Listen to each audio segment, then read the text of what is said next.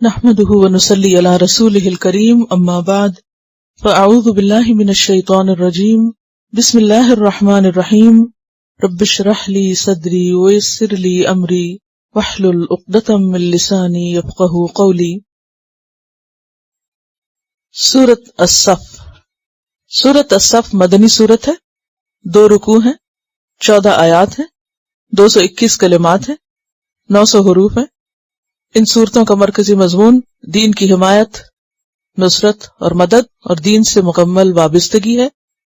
دین سے مکمل وابستگی کا ثبوت دینے کے لیے انسان کو دین کی راہ میں قربانیاں کرنی پڑتی ہیں، اور دین کی خدمت کے لیے قربانیوں کے ساتھ ساتھ، محنت کے ساتھ ساتھ اتحاد اور صف بندی بے حد ضروری ہے۔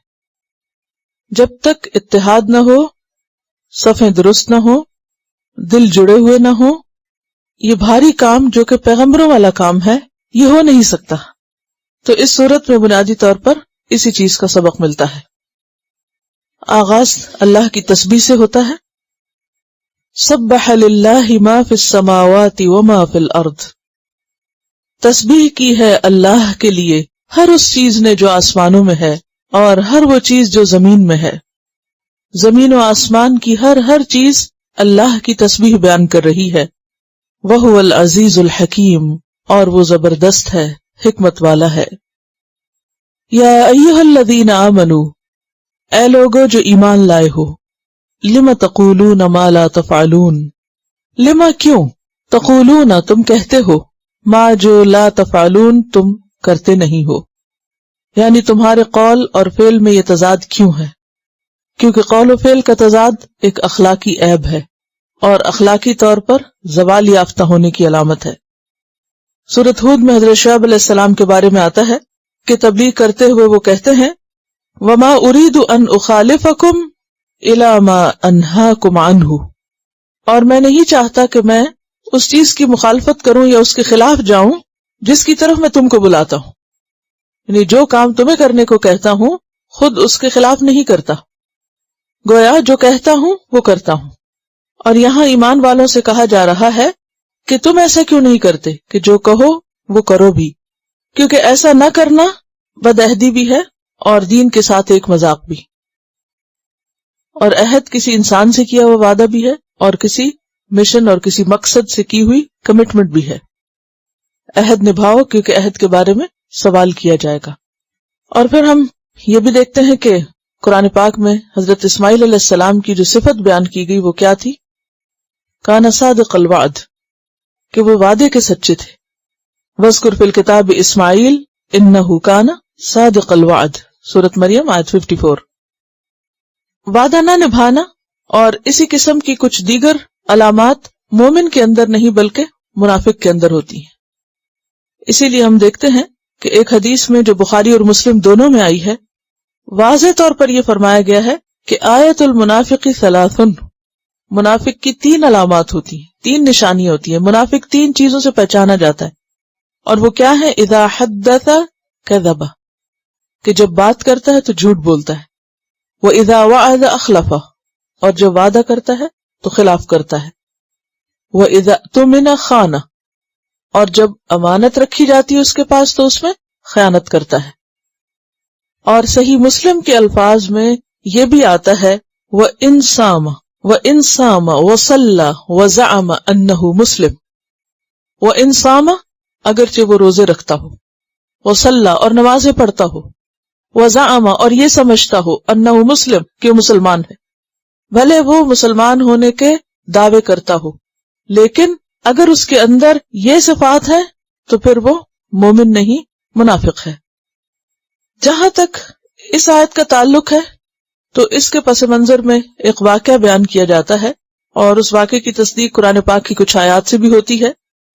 عبداللہ بن سلام کہتے ہیں کہ ایک روز ہم چند ساتھی اکٹھے کہیں بیٹھے ہوئے تھے، آپس میں بات چیت کر رہے تھے، تو اس موقع پر ہم کہنے لگے کہ اگر ہمیں یہ معلوم ہو جائے کہ اللہ تعالیٰ کو سب سے زیادہ کون سا عمل پسند ہے تو ہم وہ کر لیں۔ اور اکثر ہم بھی ایسی باتیں سوچتے رہتے، پتہ نہیں اللہ کو کون سا کام پسند ہے، اور یہ تو مجھے کرنا ہی ہے، اور یہ تو میں ضرور کروں گی۔ بہرحال اب ہوا یہ کہ جب ان کی اس خواہش پر یہ آیت اتری جس میں جہاد کا حکم تھا، تو اس پر کچھ لوگ اس سے جی کترانے لگے، اور یہ روایت جو ہے یہ حاکم اور ترمذی میں آئی ہے، اور حاکم نے اس کو صحیح قرار دیا ہے۔ بہرحال تو بات یہ ہے کہ ایمان والوں کو یہ بات زیب نہیں دیتی کہ وہ کہیں کچھ اور کریں کچھ۔ تو خلاصہ یہ ہے بات کا کہ انسان زبانی کلامی تو دین کے ساتھ اپنی وابستگی اور بلانگنگ کا اور ایک محبت کا اور ایک تعلق کا بہت اظہار کرتا ہے، لیکن اس کے اس قول کی سچائی اسی وقت ثابت ہوتی ہے کہ جب عمل کے وقت وہ ہر قیمت پر حاضر ہو جاتا ہے اور وہ کر دکھاتا ہے جس کا وہ ارادہ کرتا ہے، جس کی وہ تمنا کرتا ہے، جس کا وہ اظہار کرتا ہے، پھر وہ اس کو پورا کر دکھاتا ہے۔ اور جو پورا نہ کرے ان کے لیے کیا حکم ہے؟ فرمایا کبر مقتن، کبر بہت بڑا ہے، مقتن غصہ دلانے کے اعتبار سے، مقت کہتے ہیں سخت ترین غصہ دلانے والی بات۔ محرمات سے زنا کے لیے بھی کیا لفظ استعمال ہوا تھا پیچھے؟ انہ کان مقتا وساء سبیلا۔ تو مقت وہ چیز ہوتی ہے جو انسان کو شدید غصے میں مبتلا کر دے۔ تو یہاں پر اس کانٹیکس میں کیا فرمایا؟ کبر مقتن عند اللہ، اللہ کے ہاں بہت شدید غصہ دلانے والی ہے یہ بات، ان تقولوا کہ تم کہو ما لا تفعلون جو تم کرتے نہیں ہو۔ اب اس کے کئی ایک حصے ہو سکتے ہیں، یعنی یہ کئی طریقوں سے چیز ہو سکتی ہے۔ مثلا ایک تو یہ کہ سمپلی وعدہ نہ پورا کرنا، اور خاص طور پر اللہ کے نام پر کیے ہوئے وعدے یا دین کی خدمت کے لیے کیے ہوئے وعدے پورے نہ کرنا۔ دوسری بات قول اور فعل کا تضاد، کہ انسان دوسروں کو وہ نصیحت کرے جس پر وہ خود عمل نہ کرے، یہ چیز بھی اسی میں آ جاتی۔ اور اس کے بارے میں سورۃ البقرہ آیت 44 میں آتا ہے اتأمرون الناس بالبر وتنسون انفسکم، لوگوں کو تم نیکی کا حکم دیتے اور اپنے آپ کو تم بھول جاتے ہو۔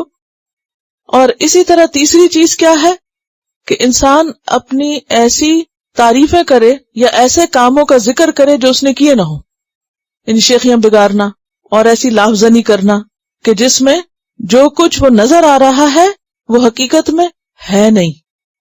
اور یہ جو تیسری قسم ہے یہ بھی بہت خطرناک ہے، یعنی ساری قسمیں خطرناک ہیں، لیکن تیسری جو ہے یہ اور زیادہ، کہ انسان اپنے اوپر نہ صرف یہ کہ قول بلکہ جھوٹ کا ایک لبادہ اوڑھ لے، دوسروں کو وہ دکھے جو وہ ہے نہیں، یا دوسرے اس کے بارے میں وہ توقعات قائم کر لیں یا اس کے بارے میں ایسا امیج قائم کر لیں کہ جو دراصل اس سے میچ ہی نہیں کرتا۔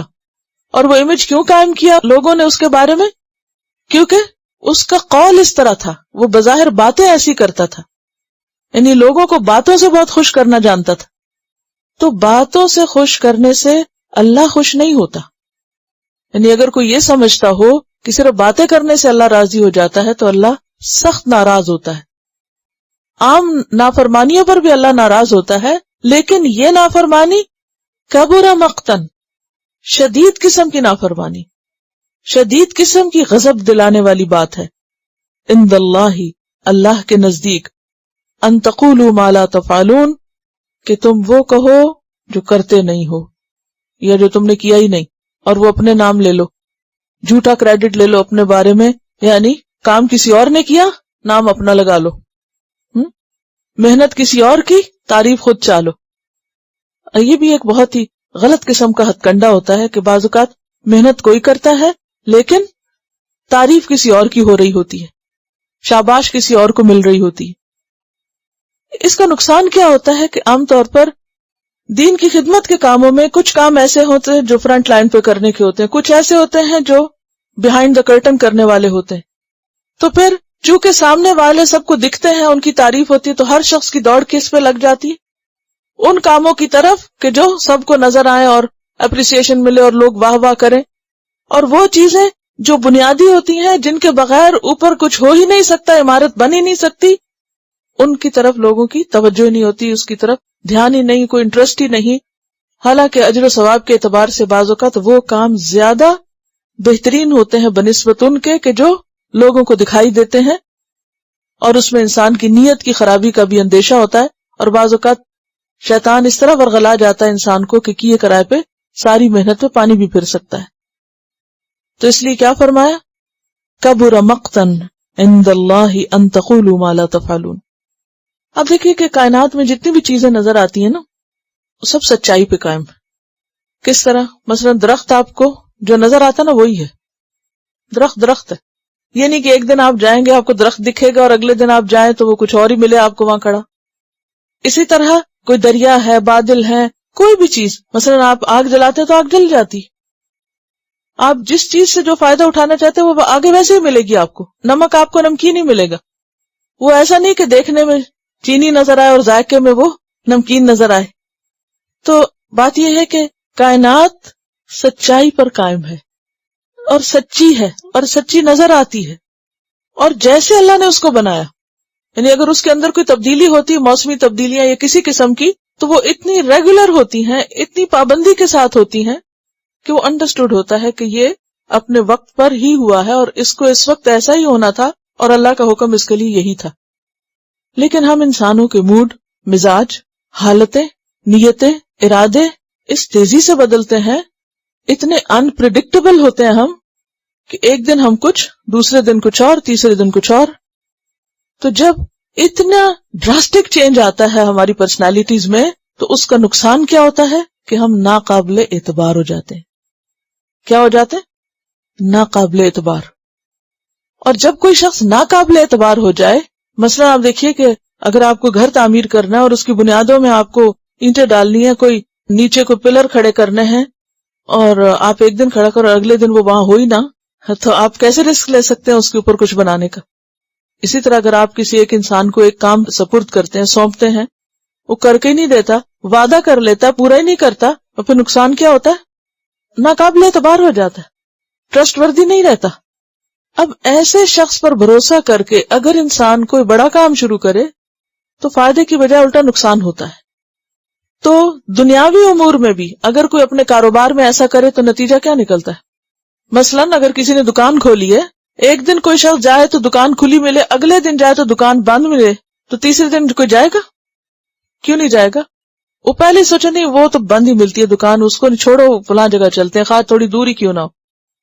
تو یہ چیز دنیاوی طور پر بھی انسان کے کاروبار کو، نفع کو کم کر دیتی ہے، لاس کا شکار ہو جاتا ہے انسان، اور دین کے کام میں تو بہت ہی زیادہ نقصان دہ ہے. اب مثال کے طور پر اگر آپ کو یہ شک ہو کہ پتہ نہیں میں آؤں گی یا نہیں آؤں گی، یہاں پڑھاؤں گی کہ نہیں، تو آپ کو بھی گھر سے نکلتے وقت کیا ہو، جائیں یا نہ جائیں؟ چلو چانس لے لیتے ہیں، چلو چھوڑو جانے دیتے ہیں، پتہ نہیں کچھ ہوگا کہ نہیں ہوگا.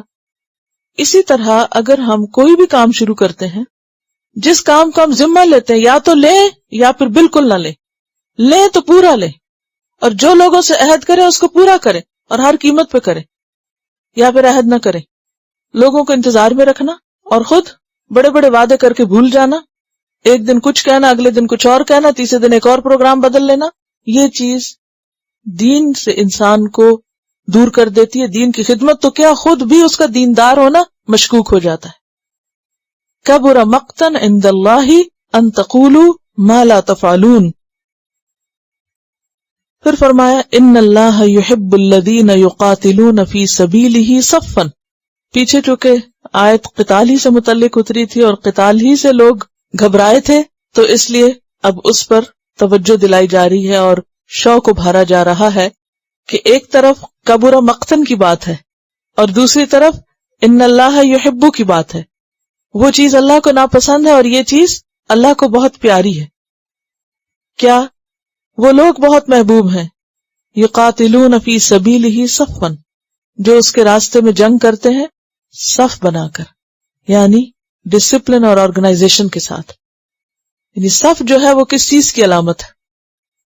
ایک ہوتی ہے لوگوں کی بھیڑ اور ایک ہوتا ہے لوگوں کا اجتماع جس میں صفیں بنی ہوئی ہوتی. ان دونوں میں فرق ہے. بھیڑ میں کوئی کام نہیں ہو سکتا، لیکن ترتیب اور ڈسپلن جو ہے وہ بہت سی چیزوں کو آسان کر دیتا ہے. تو یقاتلون فی سبیلہ صفا، تو پہلی چیز یہ ہے کہ ان کے اندر صفیں ہوتی ہیں، بہت ڈسپلنڈ اور آرگنائزڈ لوگ ہوتے ہیں، اور وہ ڈسپلن اس طرح ہوتا ہے کأنہم بنیان مرصوص، گویا کہ وہ ایک سیسا پلائی ہوئی عمارت ہے یا دیوار ہے. بنیان کا لفظ جو ہے یہ بنا سے نکلا ہے، بنا یبنی. بنا کا مطلب ہوتا ہے تعمیر کرنا، عمارت بنانا، اور اس طرح کے سب اجزاء ایک دوسرے کے ساتھ جڑے ہوئے ہوں، متلاصق ہوں، یعنی ایک دوسرے کے ساتھ ٹھسے ہوئے ہوں. تو جو بھی عمارت یہ شرط پوری کر دے وہ بنیان ہوتی ہے. کیا؟ کہ اس میں کوئی بھی سوراخ نہ ہو اور اس کی تمام اینٹیں ایک دوسرے کے ساتھ گتھی ہوئی ہوں اور پختہ طریقے سے ایک دوسرے کے اندر جمی ہوئی ہوں. تو خواہ وہ پھر پوری بلڈنگ ہو یا دیوار ہو یا کوئی عمارت ہو یا بنیاد ہو، ان سب کو بنیان کہتے ہیں. یعنی بنیان کا لفظ بنیاد کے لیے بھی آتا ہے، عمارت کے لیے بھی آتا ہے، اور ایک وال کے لیے بھی آتا ہے. تو خواہ وہ دیوار کی طرح یا عمارت کی طرح یا بنیاد کی طرح ہے، لیکن وہ عمارت کیسی ہے؟ مضبوط ہے، جس میں نہ کوئی سوراخ ہے اور نہ ہی کسی قسم کی کوئی آگے پیچھے چیز ہے. اور پھر اس کو مزید پکا کیا گیا ہے. یعنی ایک پختگی اس کی کس وجہ سے ہے؟ ایک دوسرے کے اندر پوری طرح اینٹ کے اندر اینٹ جڑی ہوئی ہے اور مضبوط طریقے سے اسے ٹھوک بجا کے بنائی گئی ہے. اور دوسری بات یہ ہے کہ وہ مرصوص ہے. بنانے کے بعد اوپر سے اس کو جیسے پلاسٹر کر دیا جاتا ہے. تو پہلے زمانے میں دیواروں کو مضبوط کرنے کے لیے سیسا ایک دھات کا نام ہے، اس دھات کو پگھلا کے ڈال دیا جاتا تھا. جیسے سورۃ کہف میں آپ نے پڑھا کہ ذوالقرنین نے کیا کہا تھا، آتونی زبر الحدید حتی اذا ساوا، اور اس کو کیا کیا کہ اس کے اوپر قال انفخوا فیہا، اور پھر جلا کے تانبا پگھلا کے اس کے اوپر ڈال دیا. تو اب یہ کہ اس دیوار کو سوراخ نہیں کیا جا سکتا، نہیں خوب مضبوط ہو گئی. تو مرصوص کا لفظ رس سے نکلا، را صاد صاد. تو رس کہتے ہیں خوب بھیجی ہوئی عمارت بنانا اور سیسا پلانا، اس طرح مضبوط ہونا اس کے اجزاء کا کہ وہ باہم پیوستہ ہوں کہ کوئی خلا باقی نہ ہو. اب آپ دیکھیں کہ یہ ایسی ہی دیوار ہو سکتی ہے جس کی تمام اینٹیں برابر بھی ہوں، کیونکہ اگر وہ آگے پیچھے ہوں گی، صف درست نہیں ہوگی، دیوار ٹیڑھی ہوگی، یا کوئی اینٹ کہیں ہے کوئی کہیں ہے، تو چاہے اوپر سے آپ سیسا ڈال بھی دیں، پلاسٹر کر بھی دیں، تو پھر بھی وہ مضبوط نہیں ہوگی. تو اس لیے یہاں پر مضبوطی اور شدت اور اس کی پختگی اور اس کی ترتیب اور تنظیم، ان سب چیزوں کا ذکر ہے. تو ان اللہ یحب الذین، ایسے لوگ اللہ کے محبوب ہوتے ہیں، اللہ کو بہت پیارے ہوتے ہیں، کہ جو اس کی راہ میں جنگ کرنے کے لیے آپس کا اتحاد اور تنظیم اور آپس کی محبت جو ہے اس پر کمپرومائز نہیں کرتے. یعنی یہ لوگ وہ لوگ ہیں کہ جو پچھلے لوگوں سے مختلف ہیں. وہاں کیا ہے کہ ان کو جب کہا جاتا ہے کہ کچھ کرو تو وہ اس پر بیٹھ جاتے ہیں، گھبرا جاتے ہیں، اور یہ لوگ مضبوطی کے ساتھ، تیاری کے ساتھ جم کر آگے آ جاتے ہیں. بات یہ ہے کہ اگر کوئی دیوار کمزور ہو، اس میں رخنے ہوں، سوراخ ہو، اس کی بنیاد مضبوط نہ ہو، اس میں ہمواری نہ ہو، تو اس پر چھت نہیں ڈالی جا سکتی اور وہ عمارت رہنے کے قابل نہیں ہوتی، وہ بیکار عمارت ہے. تو اسی طرح اگر کسی بھی جگہ پر خواہ اللہ کے نام کے لیے لوگ جمع ہیں اور ان کے درمیان کوئی اتحاد نہیں، آپس میں کوئی تعلق محبت نہیں اور آپس میں مضبوط تعلق نہیں، تو پھر وہ کوئی بڑا کام نہیں کر سکتے، ان کے کاموں میں برکت نہیں ہو سکتی، وہ زیادہ بڑا بوجھ نہیں اٹھا سکتے. اب دیکھیں کہ صحابہ کرام کے اندر چونکہ یہ صفت پیدا ہو گئی تھی، اسی لیے آپ صلی اللہ علیہ وسلم کے جانے کے بعد حضرت ابوبکر کے دور میں، حضرت عمر کے دور میں، جب وہ چاروں طرف پھیلے ہیں دنیا کے، تو انہوں نے بڑے بڑے کام کیے، بڑے بڑے رسک لیے، بڑے بڑے چیلنجز قبول کیے. حضرت عمر کے دور میں ہی کچھ ہی عرصے میں 40,000 مربع میل کا علاقہ مسلمانوں کے زیر سلطنت آ گیا. اور یہ نہیں تھا کہ کوئی معمولی مقابلے تھے، ایک ایک جنگ کا حال پڑھنے کو کیسی کیسی شدید محنت کی تھی، لیکن یہ اسی وقت تھا جب وہ آپس میں ایک ہو گئے تھے. اس میں پڑھ رہی تھی غزوہ موطا کے موقع پر. غزوہ موطا جو ہے یہ ہجرت کے 8ویں سال پیش آیا تھا. تو طبری لکھتے ہیں کہ ابو قتادہ بیان کرتے ہیں کہ نبی صلی اللہ علیہ وسلم نے موطا کے لیے لشکر بھیجا. آپ نے کہا کہ زید بن حارثہ تمہارے سردار ہیں، اور زید بن حارثہ آزاد کردہ غلام تھے اور ان کو آپ نے لیڈر بنا دیا. پھر فرمایا کہ اگر وہ شہید ہو جائے تو جعفر بن ابی طالب سردار ہوں گے، اگر جعفر شہید ہو جائے تو عبداللہ بن رواحہ سردار ہوں گے. یہ سن کر جعفر اٹھے اور کہا، اے اللہ کے رسول صلی اللہ علیہ وسلم، میں ایسے لشکر میں نہیں جاؤں گا جس میں آپ نے زید کو میرے اوپر سردار بنایا ہو. حضرت جعفر کا آپ کو معلوم ہوگا کہ ایک تو آپ کے چچا کے بیٹے تھے، دوسری بات یہ کہ جب نجاشی کے دربار میں گئے تھے تو ان کو لیڈر بنایا گیا تھا، یعنی ان کے اندر لیڈرانہ کوالٹیز تھی. پھر یہ کہ یہ بہت سال حبشہ میں ہی رہے تھے، ان کو براہ راست آپ کے زیر تربیت رہنے کا موقع نہیں ملا تھا. غزوہ خیبر جب ہوا، فتح ہو گیا خیبر، اس وقت حضرت جعفر واپس آئے تھے. غزوہ خیبر 7 ہجری میں ہوا ہے، 8 ہجری میں آپ ان کو بھیج رہے ہیں موتا کی طرف. تو بہت تھوڑا وقت انہیں بہت کچھ سیکھنے اور جاننے کا ملا. اب ہوا کیا کہ جب آپ نے کہا کہ زید لیڈر ہیں اور جعفر ان کے ماتحت کی حیثیت سے جائیں گے، تو ایک دم کہنے لگے کہ میں ساتھ نہیں پھر جاؤں گا. چونکہ سچے لوگ تھے نا، جو دل میں تھا بول دیتے تھے. ہم وہ کیا ہوتا ہے اندر سے تو خلاف ہوتے ہیں اور اوپر سے کمپرومائز کر لیتے ہیں. اچھا اب کیا ہوا؟ آپ صلی اللہ علیہ وسلم نے فرمایا کہ نہیں جاؤ، فَإِنَّكَ لَا تَدْرِي أَيُّ ذَلِكَ خَيْرٌ، تم نہیں جانتے کہ خیر اور بھلائی کس میں ہے. اور آپ کو معلوم ہوگا کہ اس جنگ میں زید بن حارثہ بھی شہید ہوئے تھے، جعفر بھی شہید ہوئے تھے، اور پھر ایک ہاتھ کٹا تو جھنڈا دوسرے میں، اور دوسرے کٹا تو منہ میں جھنڈا لیا اور پھر وہ بھی شہید ہو گئے. تو آپ صلی اللہ علیہ وسلم کو پہلے سے معلوم تھا کہ یہ بہت ہی شدید قسم کا مقابلہ، لہٰذا اسی طرح کی تیاری کر کے بھیجی گئی تھی. اب بات یہ ہے کہ ایسا نہیں کہ ان کے اندر کوئی اختلاف ہوتا نہیں تھا اور وہ بالکل کوئی روبوٹ بن گئے تھے اور ان کے کوئی جذبات ہی نہیں تھے اور وہ کوئی مشینیں تھیں، ان کو جدھر موڑتے ادھر ہی مڑ جاتے اور وہ کچھ سوچتے نہیں تھے. یہ سب انسانی کیفیات ان کے اندر تھیں، لیکن نصیحت قبول کرنے والے لوگ تھے، سننے والے لوگ تھے کہ اچھا اگر اسی میں خیر ہے تو میں چلا جاتا ہوں.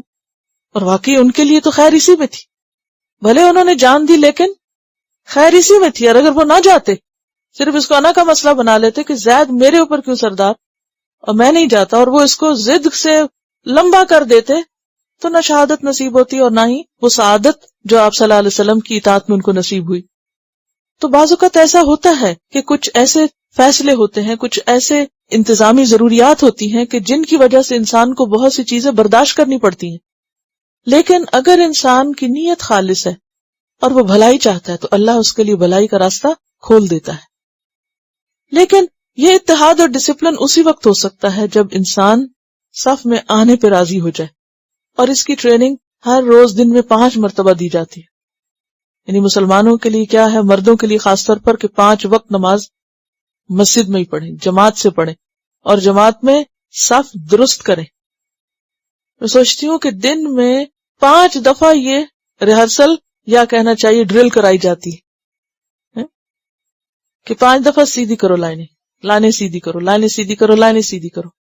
اور آج ہم دیکھتے ہیں کہ ہمارے اندر لائن بنانے کا ہی طریقہ نہیں رہا، ہر جگہ ہم ایک بھیڑ ہے. تو اس کا نقصان کیا ہے کہ جب کوئی ڈسپلن ہی نہیں اور کوئی کسی کی سننے کو تیار نہیں اور کوئی کسی کی ماننے کو تیار نہیں، تو نتیجہ کیا ہے کہ ہم دوسروں کے لیے بھی جگ ہنسائی کا سبب ہیں.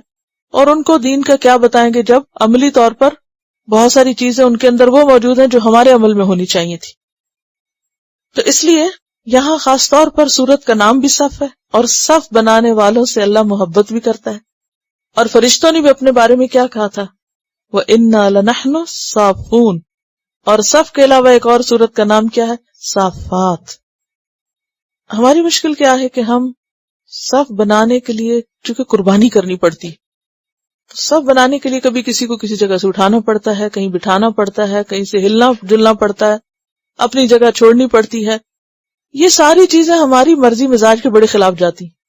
ہم صف میں بیٹھنا نہیں چاہتے، ہم ڈسپلن میں آنا نہیں چاہتے، ہم کوئی اٹھائے تو اس کو بھی مائنڈ کرتے، کوئی کہیں بیٹھنے کو کہے تو اس کو بھی نہیں مانتے.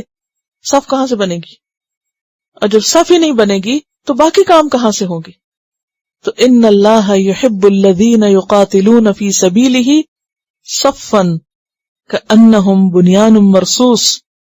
اور چونکہ جہاد جو ہے وہ ایک دین کی بلند ترین چوٹی ہے تو اس لیے اس کا ذکر کیا گیا، لیکن اس کے بعد نماز کو آپ دیکھیں اور پھر باقی کاموں میں بھی، خواہ وہ تعلیم کا کام ہو یا تبلیغ کا ہو یا کچھ بھی ہو، ان سب کے اندر ڈسپلن ضروری ہے.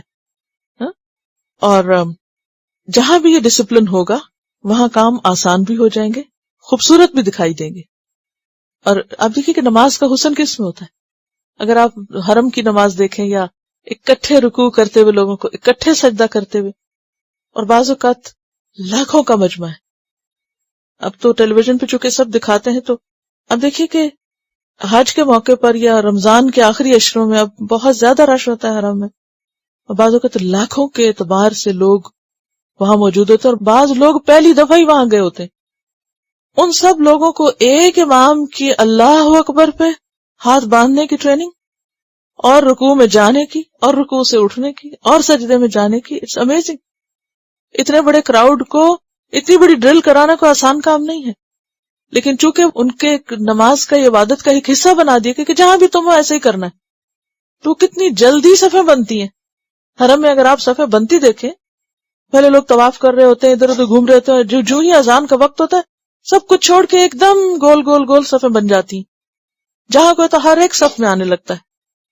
لیکن افسوس یہ کہ وہاں جا کر بھی کچھ لوگوں کو صف نہیں بنانی آتی، اور وہ صف میں آنا ہی نہیں چاہتے. اگر آپ کسی کو تھوڑا سا ادھر سے ادھر کھینچیں، غصے سے ہاتھ جھٹکیں گے کہ کون ہوتے ہو تم سب درست کرانے والے. یا مسجد میں بھی ہوتا ہے، اگر آپ کسی کو کہہ دیں کہ پلیز ساتھ آ جاؤ یا پاس ہو جاؤ، تو مائنڈ کرتے لوگ کہ یہ کہا کیوں آپ نے، اس پہ ناراض ہونے لگتے ہیں. یہ میرے خیال ہے کہ ہر ایک کو کچھ نہ کچھ ایسا تجربہ ضرور ہوا ہوگا. مجھے خود ایک دفعہ حرم میں تھی تو میں نے کسی سے کہا کہ ساتھ ہو جائیں، کہنے کیا مجبوری ہے، اتنی ساری جگہ ہے. میں چپ ہو گئی. میں اسے کیا بتاؤں کہ مجبوری کی بات نہیں، یہ تو نماز کا حصہ ہے، کیونکہ صفوں کی درستگی نماز کا حصہ ہے، اقامت الصلاۃ میں سے ہے. تو ان اللہ یحب الذین یقاتلون فی سبیلہ صفا کأنہم بنیان مرصوص وَإِذْ قَالَ مُوسَىٰ لِقَوْمِهِ، اور جب کہا موسیٰ علیہ السلام نے اپنی قوم سے. کون ہے ان کی قوم؟ بنی اسرائیل. یا قومی، اے میری قوم، لِمَ تُؤْذُونَنِی، تم مجھے کیوں اذیت دیتے ہو، کیوں ستاتے ہو مجھ کو. وَقَدْ تَعْلَمُونَ، حالانکہ تحقیق تم جانتے ہو، تمہیں اچھی طرح پتا ہے، انی رسول اللہ الیکم، کہ میں تمہاری طرف اللہ کا رسول بنا کے بھیجا گیا ہوں. تمہیں نہیں معلوم کہ میں خدا کا نمائندہ ہوں اور میں اللہ ہی کا حکم تمہارے پاس لے کر آیا ہوں. اب یہ آیت اس کے فوراً بعد کیوں آئی؟ اس لیے کہ صف بنوانے کے لیے بھی تو کوئی ہونا چاہیے نا. امام ہو تو صف بنتی ہے. اب اگر لوگ امام کی بات ہی نہ سنیں اور اپنی مرضی کرنا چاہیں تو صف کہاں سے بنے گی؟ تو بنی اسرائیل کی مثال دی گئی کہ وہ موسیٰ علیہ السلام کی بات نہیں مانتے تھے اور ہر بات میں حجت بازی کرتے، لہٰذا ان کی صفوں میں وہ تنظیم نہ پیدا ہوئی. موسیٰ علیہ السلام نے جب ان کو جہاد کے لیے کہا تو انہوں نے کیا کہا؟ اذهب انت وربك فقاتلا انا هاهنا قاعدون.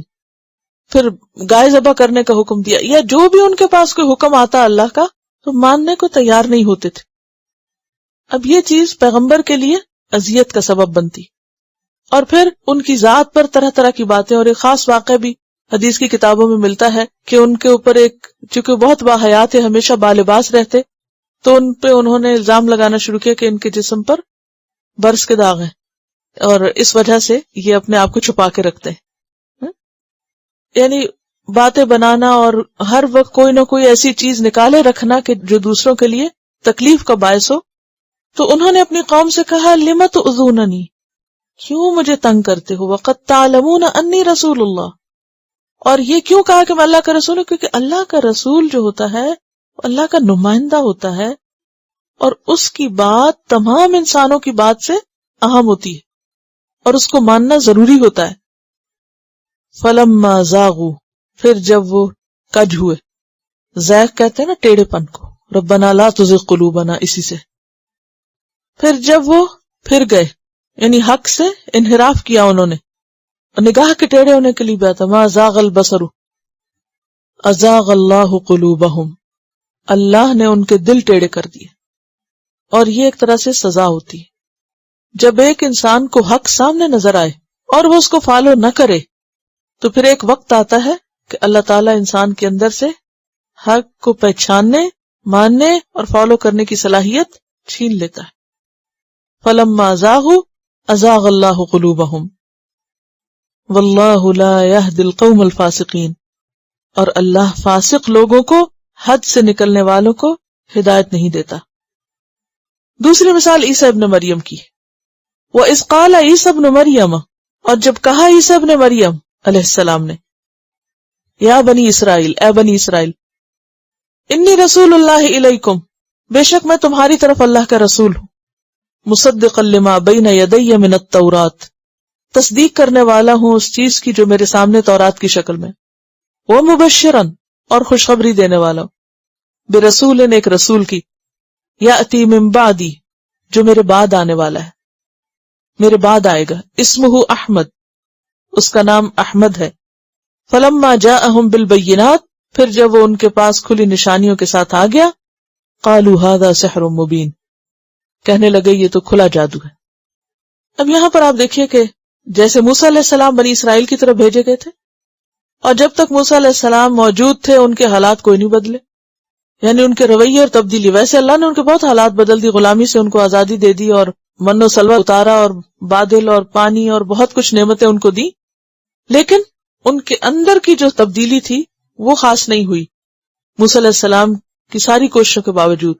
وہ تورات لینے گئے تو پیچھے وہ سامری کے باتوں میں آ گئے، اور اسی طرح کی پھر اس کے بعد وقت کے ساتھ ساتھ بہت سی تبدیلیاں بنی اسرائیل میں ہوئی، اور آخر میں ان کی طرف عیسیٰ ابن مریم بھیجے گئے۔ انہوں نے بھی آ کر کیا کہا؟ میں اللہ کا رسول ہوں، تمہاری طرف آیا ہوں۔ اس سے یہ بات بھی پتہ چلتی ہے کہ عیسیٰ علیہ السلام صرف بنی اسرائیل کی طرف بھیجے گئے تھے، پوری انسانیت کی طرف نہیں، کیونکہ انہوں نے آ کے کیا کہا؟ انی رسول اللہ الیکم، تمہاری طرف آیا ہوں۔ دوسرا یہ کہ عیسیٰ علیہ السلام نے اپنے آپ کو اللہ کا رسول بتایا، بیٹا نہیں بتایا، انی رسول اللہ الیکم۔ اور پھر یہ کہ انہوں نے خاص طور پر تورات کی تصدیق کی جو ان سے پہلے گزری تھی، یعنی پچھلی کتاب، اور آنے والے پیغمبر کی بشارت دی۔ تو 3 کام ہوئے نا، بنی اسرائیل کی طرف رسول بنا کر بھیجے گئے، موسیٰ علیہ السلام کی کتاب کی تصدیق، اور آنے والے پیغمبر کی بشارت، اور اس کا ذکر ان کی کتابوں میں ملتا ہے۔ اور پھر یأتی من بعدی، جو میرے بعد آئے گا، اسمہ احمد، اور احمد کا لفظ جو ہے یہ افعال التفضیل کا صیغہ ہے، حمد سے۔ حمد کہتے ہیں کسی کے اوصاف حمیدہ یا فضائل بتانا۔ حمد کس کو کہتے ہیں؟ کسی کی اچھے اوصاف کا ذکر کرنا، لیکن ان اوصاف کا جو اختیاری ہوں۔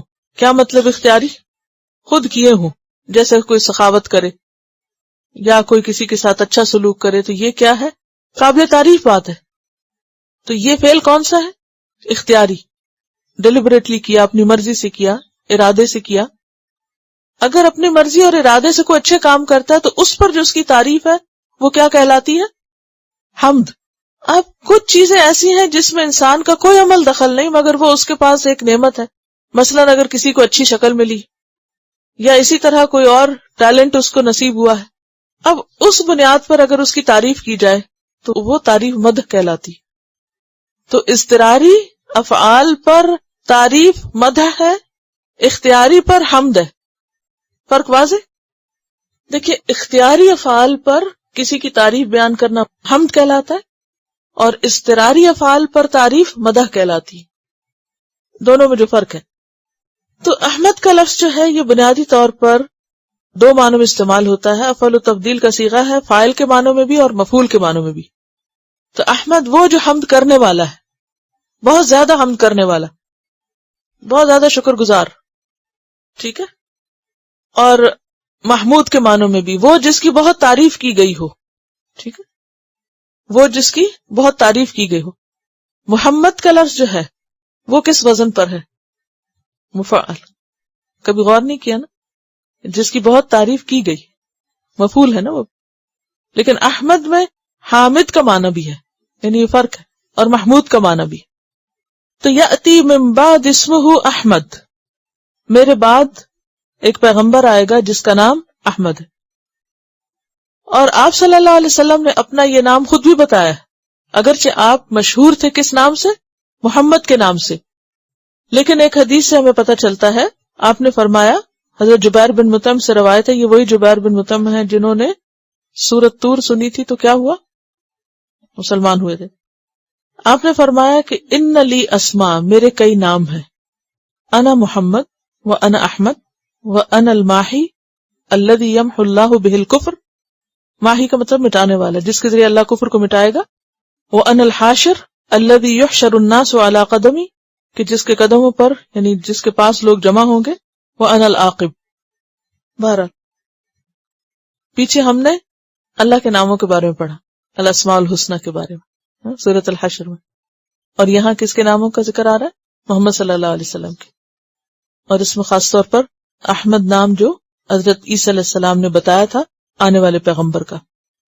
اب یہ ہے کہ یہ جو آپ نے پیشن گوئیاں کی تھی، ان کا ذکر آپ نے بہت سی کتابوں میں پڑھا ہوگا کہ حضرت عیسیٰ علیہ السلام نے، اور خاص طور پہ برناباس کی جو انجیل ہے اس میں واضح الفاظ میں آپ صلی اللہ علیہ وسلم کی آنے کی بشارت موجود ہے، اور بائبل کے علاوہ ویداز میں بھی آپ کی آمد کی بشارت کے جو ریفرنس ہیں وہ ملتے ہیں.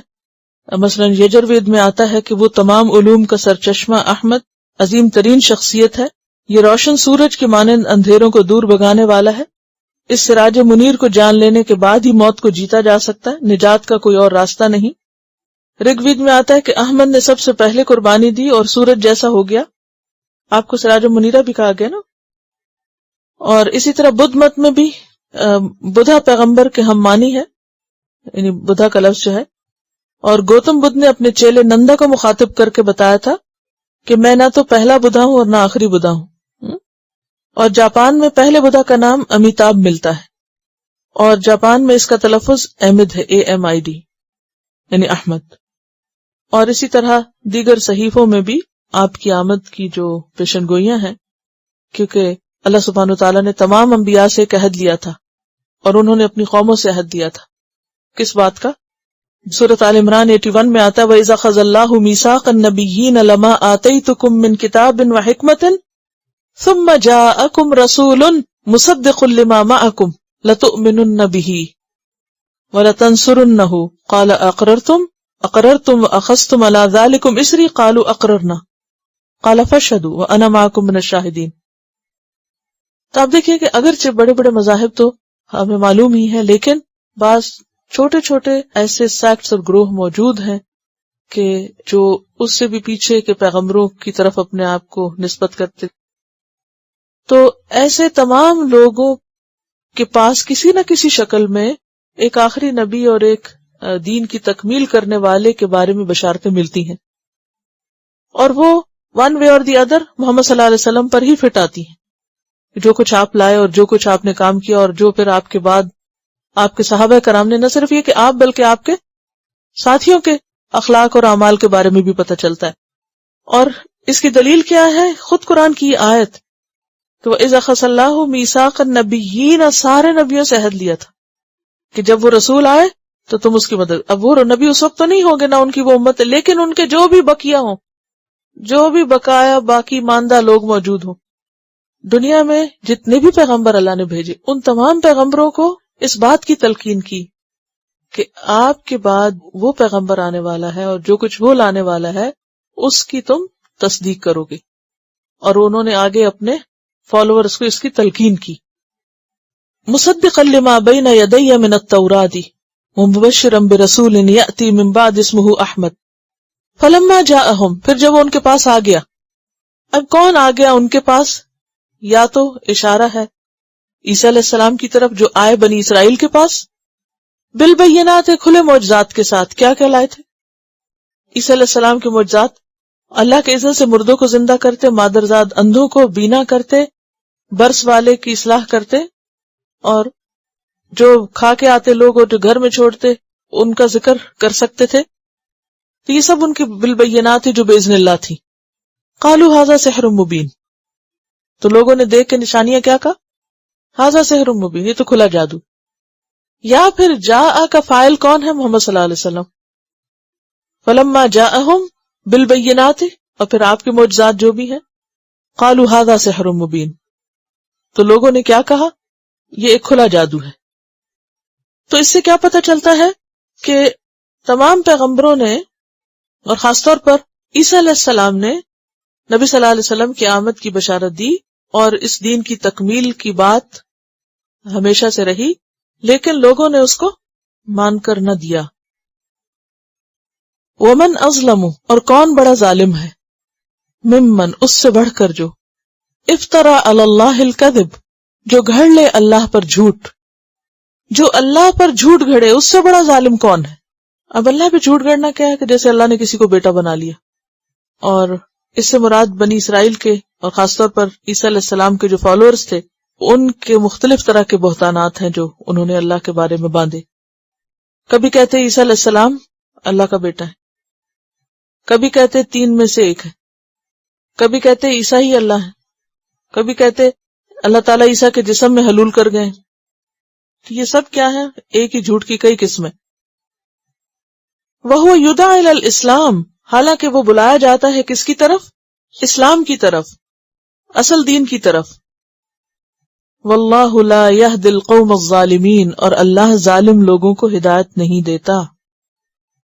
اب خاص طور پر نبی صلی اللہ علیہ وسلم کے دور میں جو اہل کتاب موجود تھے، جیسے مدینہ میں یہود موجود تھے، ان کو اسلام کی دعوت دی گئی، لیکن انہوں نے آپ کی بات ماننے کی بجائے اپنی بڑائیاں اور اپنے پاس جو کچھ تھا اس کا تذکرہ اور اس کے ساتھ چمٹنا زیادہ مناسب سمجھا. تو اس کی طرف اشارہ ہے کہ افترا علی اللہ الکذب. اگر کوئی قوم یہ سمجھتی ہے کہ ان کے بعد کوئی اور نبی نہیں آنے والا یا انہیں ضرورت نہیں ہے کسی اور پیغمبر کی، تو یہ بھی ان باتوں کی تردید ہے جو ان کی کتابوں میں موجود ہے، اور اللہ کی بات کو جھوٹا قرار دینا ہے. کیونکہ اس کا تعلق ہے نا وہ یدعی الی الاسلام، کیونکہ وہ کہتے تھے کہ امیوں میں رسول آ گیا، ہم اس کے محتاج نہیں، ہمیں اس کی ضرورت نہیں ہے، اگر ہمارے اندر آتا تو پھر ہم اس کو مان لیتے. یریدون، وہ چاہتے ہیں، لیطفئوا، کہ بجھا دیں، کیا؟ نور اللہ، اللہ کا نور. نور اللہ سے مراد یہاں کیا ہے؟ دین اسلام. چاہتے ہیں کہ اللہ کے نور کو بجھا دیں، یعنی ختم کر دیں. اور یطفئون کا لفظ طا فا حمزہ سے، طفأ، پھونک سے کسی چیز کو بجھانا. بافواہہم، اپنے منہوں کے ساتھ. افواہ جو ہے یہ دراصل میں فوہن کی جمع ہے، لیکن فوہن کا جو ہا ہے اس کو میم میں بدل دیا گیا، تو اس لیے پھر اس کا سنگولر جب لکھتے ہیں تو فمن لکھتے ہیں. ٹھیک ہے، اگر امتحان میں آ جائے تو واحد کیا لکھیں؟ فمن، فے میم، فم، فم کہتے ہیں. ٹھیک ہے، اور اصل میں کیا تھا؟ فوہن. فوہن کی جمع تھی افواہن، جیسے افواہیں ہوتی ہیں. تو افواہ سے مراد اپنے منہوں سے، اور منہ سے مراد پھونک ہے. جیسے کسی بھی چراغ کو پھونک مار کے بجھایا جاتا ہے، تو چراغ کیا ہے؟ اسلام، اور پھونکے کیا ہے؟ باتیں. کیونکہ انسان جب بولتا ہے نا تو منہ سے جو ریز آتی ہیں باہر، یا تو وہ ایک طرح سے ہوا ساتھ ہوتی ہے اس کے، تو پھونکوں ہی کی طرح ہوتی ہے. تو اپنی باتوں سے، جھوٹے پروپیگنڈے سے، الزام تراشی سے اسلام کو اتنا بدنام کرے کہ اسلام کے نام لیوا سب ختم ہو جائیں. یریدون لیطفئوا نور اللہ بافواہہم، یہ اپنی باتوں اور جھوٹے پروپیگنڈے سے اسلام کو نقصان دینا چاہتے ہیں، ختم کرنا چاہتے ہیں. واللہ متم نورہ، اور اللہ تمام کرنے والا ہے اپنے نور کو، یعنی اپنے دین کو. اور جس کام کو پورا کرنے کا اللہ ارادہ کر لے تو پھر اس کو کوئی اپنی باتوں سے بدل نہیں سکتا. متم کا لفظ یہ تمام سے ہے. تمام جو نقص کی ضد ہے. اتمہ کا معنی ہوتا ہے کسی ناقص یا ناتمام چیز کو پایہ تکمیل تک پہنچانا. عام طور پر اس کا استعمال مقدار، مدت یا گنتی کے پورے کرنے کے لیے آتا ہے. مقدار، مدت، گنتی پوری کرنے کے لیے اتمہ کا لفظ آتا ہے. جیسے آتا ہے ثم اتم الصیام الی اللیل، پھر پورا کرو روزے کو رات تک. تو وہاں اتمو کس کو پورا کرو؟ مدت پوری کرو. واللہ متم نورہ، اللہ تمام کرنے والا ہے اپنے نور کو، پایہ تکمیل تک پہنچانے والا ہے. ولو کرہ الکافرون، خواہ کافر کتنا ہی ناپسند کرے، ان کو کتنا ہی برا لگے، لیکن اللہ اپنے دین کی تکمیل کر کے رہے گا. اور ہم دیکھتے ہیں کہ نبی صلی اللہ علیہ وسلم کی جتنی شدید مخالفت ہوئی، اور جتنی بار آپ پہ قاتلانہ حملے ہوئے، اور جس طرح آپ کو اور آپ کے مشن کو ختم کرنے کی کوشش کی گئی، ان ساری مخالفتوں کے باوجود آپ کا مشن مکمل ہوا. تو واللہ متم نورہ ولو کرہ الکافرون. هو الذی، وہ اللہ وہ ذات ہے، ارسل رسولہ، جس نے اپنے رسول کو بھیجا، بالہدا، ہدایت دے کر، قرآن دے کر، ودین الحق، اور دین حق دے کر. کس لیے بھیجا؟ لیظہرہ، تاکہ اس کو غالب کر دے. کس پر؟ علی الدین، ادیان پر، کلی، تمام کے تمام. اللہ نے تو اپنا یہ رسول بھیجا ہی اس لیے ہے کہ اس کے ذریعے دین کو تمام کر دے اور دین غالب آ جائے. وَلَوْ كَرِهَ الْمُشْرِكُونَ، خواہ مشرکین کو سخت ناپسند ہو، تب بھی یہ کام ہو کر رہے. ان دونوں آیتوں سے ایک بہت اہم بات ہمیں پتہ چلتی ہے کہ بدخواہوں کی بدخواہی سے کچھ نہیں ہوتا اگر اللہ کسی کی مدد کرے. اور اللہ کسی کی مدد کب کرتا ہے؟ ان تنصروا اللہ ینصرکم ویثبت اقدامکم. اور اس کے لیے اپنی اصلاح کرو، اپنی صفوں میں ہم آہنگی پیدا کرو، اپنی تربیت کرو، اپنی کمزوریوں کو دور کرو، اپنی کوششوں کو تیز کرو، اپنے عہد پورے کرو، کمٹمنٹ نبھاؤ، تو اللہ کی مدد بھی ضرور آئے گی. اور اس کے لیے اب موٹیویٹ کیا جا رہا ہے کہ کام کرتے کیسے ہیں، کیوں. یا ایھا الذین آمنو، اے لوگو جو ایمان لائے ہو، ہل ادلکم، کیا میں بتاؤں تم کو. ادلو کا لفظ دلالت سے ہے، دلیل اسی سے. اور اللہ اگر بعد میں آئے، ادلو اللہ آ رہا ہے صلہ، تو اس کا مطلب ہے رہنمائی کرنا. کیا میں رہنمائی کروں تم کو، تمہیں رہنمائی دوں. علی تجارت، ایک تجارت کی طرف، تنجیکم من عذاب علیم، جو تم کو بچا دے دردناک عذاب سے. کیا تم چاہتے ہو ایک تجارت کے بارے میں جاننا کہ جس سے تم بڑی مصیبت سے بچ جاؤ.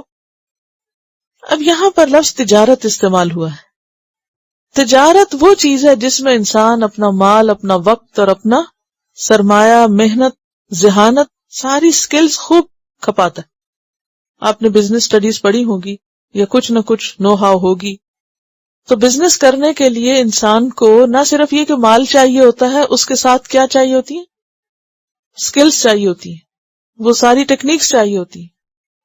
یعنی ذہنی تیاری، مالی تیاری اور عملی تیاری، وہ ساری چیزیں جاننا بے حد ضروری. تو ہل ادلکم علی تجارت، اور انسان یہ سب کچھ کیوں لگاتا ہے؟ بزنس کیوں کیا جاتا ہے؟ تجارت کیوں کی جاتی؟ تاکہ بینیفٹ، پروفٹ، نفع حاصل کرے. اور اس نفع کی خاطر کیسی کیسی محنت کی جاتی، کیسی کیسی تکلیفیں اٹھائی جاتی. تو ایک وہ تجارت ہے جو تم دنیا کے نفع کے لیے کرتے ہو، جس کا فائدہ عارضی ہے، یہی رہ جائے گا. اور ایک اور تجارت بھی ہے اس کے پیرالل، جو اس سے بڑا نفع رکھتی ہے اپنے اندر، اور وہ آخرت کا نفع ہے. اور اس کا اہم ترین نفع کیا ہے؟ کہ تم دردناک عذاب سے بچو گے. دردناک عذاب سے بچنے کے لیے تجارت کرنی ہوگی، اللہ کے ساتھ بزنس کرنا ہوگا، جس کا ذکر سورۃ التوبہ میں گزر چکا ہے. ان اللہ اشتری من المؤمنین انفسهم واموالهم بان لهم الجنہ، کہ اللہ نے مومنوں سے ان کے جان اور مال خرید لیے ہیں، لے لیے ہیں، کیونکہ بدلے میں ان کو جنت کا وعدہ کر رکھا ہے.